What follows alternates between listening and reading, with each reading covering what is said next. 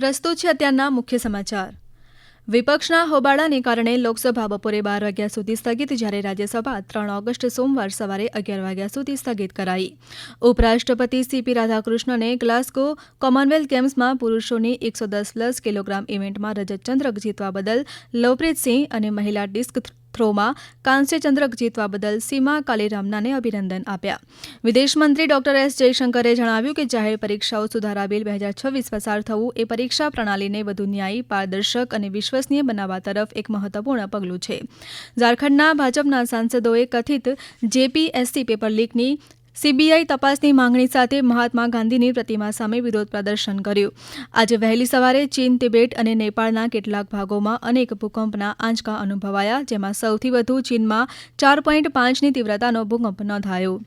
રાજ્યવ્યાપી ઓપરેશન સુરક્ષિત સાયબર સ્પેસના ભાગરૂપે 1 જુલાઈથી 28 જુલાઈ દરમિયાન ગુજરાત પોલીસે વિવિધ ટેકનોલોજીકલ મદદથી 42 ગુમ થયેલા બાળકોને શોધી કાઢ્યા।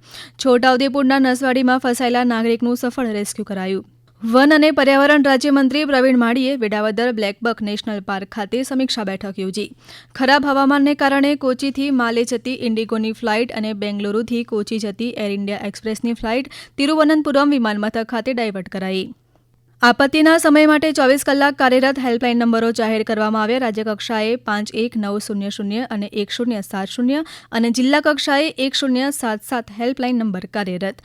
ભારે વરસાદની પરિસ્થિતિ વચ્ચે સુરત મ્યુનિસિપલ કમિશનરે આઝાદનગર રસુલાબાદ વિસ્તારની મુલાકાત લઈ જરૂરી રાહત તથા બચાવ કામગીરી ઝડપી બનાવવા તાત્કાલિક સૂચનાઓ આપી।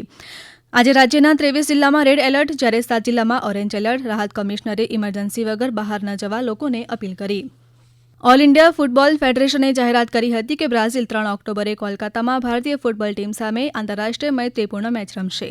આ હતા અત્યાર સુધીના મુખ્ય સમાચાર। હવે પછી આપ બપોરે 1:20 રાષ્ટ્રીય સમાચાર સાંભળી શકશો।